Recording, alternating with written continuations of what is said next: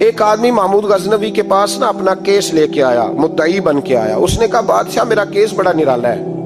بادشاہ سلامت نے کہا وہ کس طرح؟ کہنے لگا یہ میرے پاس ایک تھیلی ہے، میں نہ سفر پہ جانے لگا تو یہ تھیلی پوری ہیروں کی بھری ہوئی. فلاں علاقے کے جو قاضی صاحب ہے نا، میں جاتی دفعہ میں کہیں سفر پہ جا رہا تھا تو میں ان کے پاس چھوڑ گیا کہ رستہ لمبا ہے، کہیں کوئی مجھ سے چھین نہ لے، ہیروں کی بھری ہوئی. کچھ دنوں کے بعد میں واپس آیا ہوں، قاضی صاحب نے مجھے تھیلی واپس کی ہے تو اس میں ہیروں کی بجائے کھوٹے سکے نکلے. اب میں نے قاضی صاحب سے کہا ہے تو قاضی صاحب تو میرے گریبان تک آتے ہیں، وہ کہتے ہیں بتا کہیں سے پھٹی ہے، کھلی ہے؟ وہ جس طرح ٹانکے لگا کے تو نے سی تھی اسی طرح لگے ہوئے ہیں کہ نہیں؟ تو حضور لگے بھی بالکل اسی طرح ہے، نہ پھٹی ہے نہ کھلی ہے.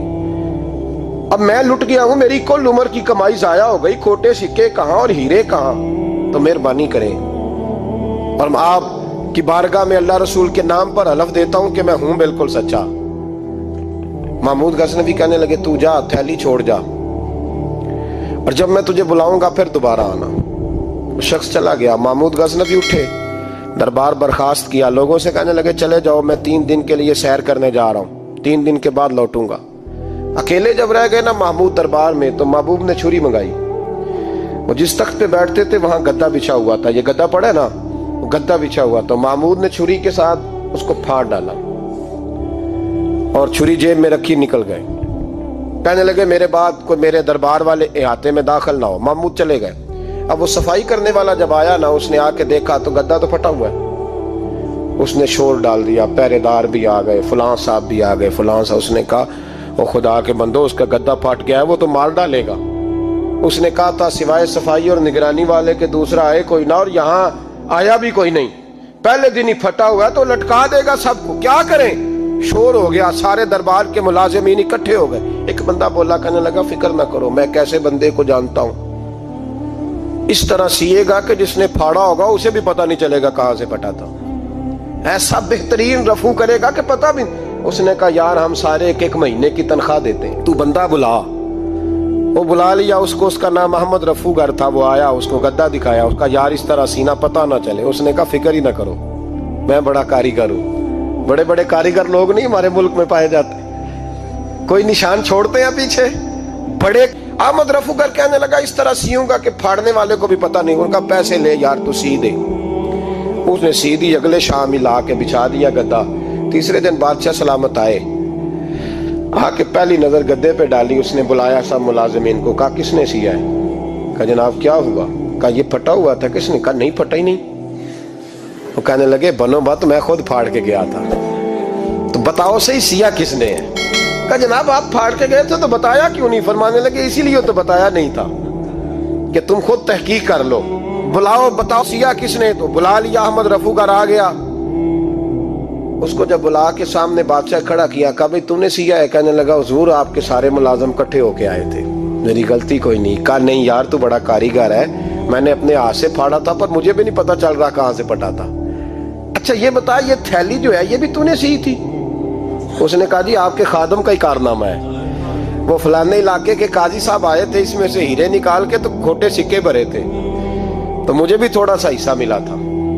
محمود نے سارے گواہ بھی اکٹھے کر لیے، ثبوت بھی اکٹھے کر لیے. پھر قاضی کو بلایا، پہلے سارے ثبوت اور گواہ کیس حل کر لیا. پھر ہمارے ہاں یہ حال ہوتا ہے کہ مدعی 2-3 ہفتے کے بعد خود ہی ہاتھ باندھ جاتا ہے، کہنا تسی میری جان چھڈو، مجرم پھڑو پاوے نہ پڑھو. وہ کہتا ہے مجھے معافی دو، میں رہا. ظلم ہے نا، ظلم زیادتی ہے کہ جو بیچارہ اتنے سوال مجرم سے نہیں ہوتے جتنے مدعی سے ہوتے. آپ یقین کریں اتنے سوالات ہوتے. سارے ثبوت اکٹھے کر کے قاضی صاحب کو بلایا، تنہائی میں لے جا کے. محمود غزنوی نے کہا قاضی صاحب آپ سے غلطی ہو گئی، غریب آدمی تھا، وہ لٹ گیا ہے، اس نے تو بڑی مشکل سے کچھ ہیرے جمع کیے تھے اور اس کی کل کائنات تھی، تو آپ اس کا مال اسے دے دیں، بات ختم. قاضی صاحب کہنے لگے آپ مجھ پہ الزام لگا رہے ہیں، سوال ہی نہیں پیدا ہوتا. آپ میری داڑھی دیکھیں، آپ میرا اعزاز دیکھیں، دنیا جانتی ہے میں اس کا. قاضی صاحب انسان بھول ہی جاتا ہے، بندہ بھول جاتا ہے، غلطی ہوگی. مال نے کہا نہیں سب کہا میں تنہائی میں پوچھ رہا ہوں، میں اس وقت پوچھ رہا ہوں جب دوسرا موجود کوئی نہیں.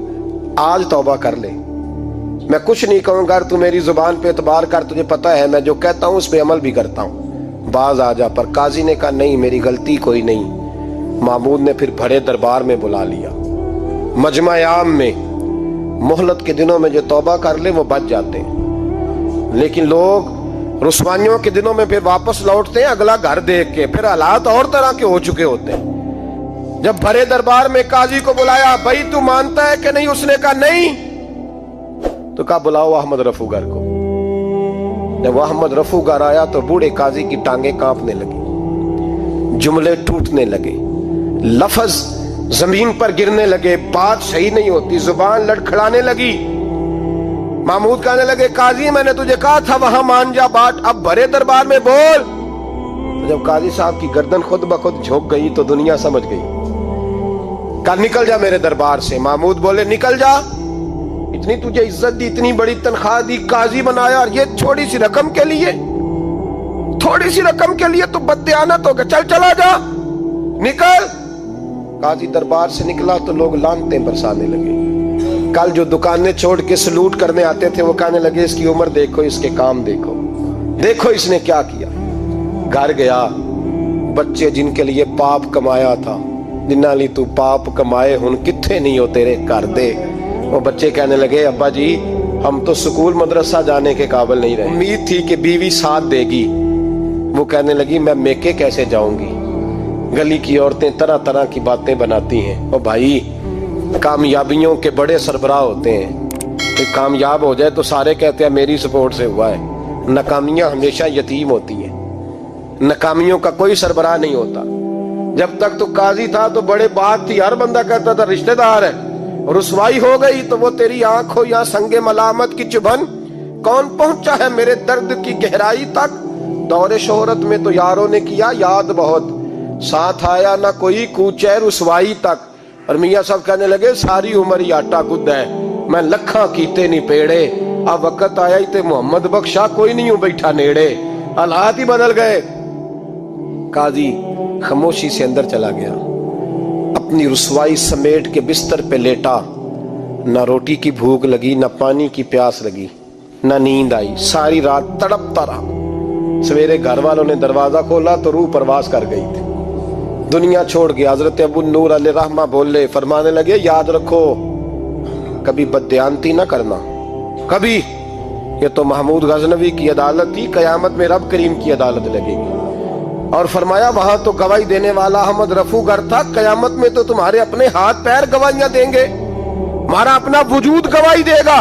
और फरमाया यहाँ तो लानते दुनियादार बरसाते थे, वहां फरिश्ते होंगे।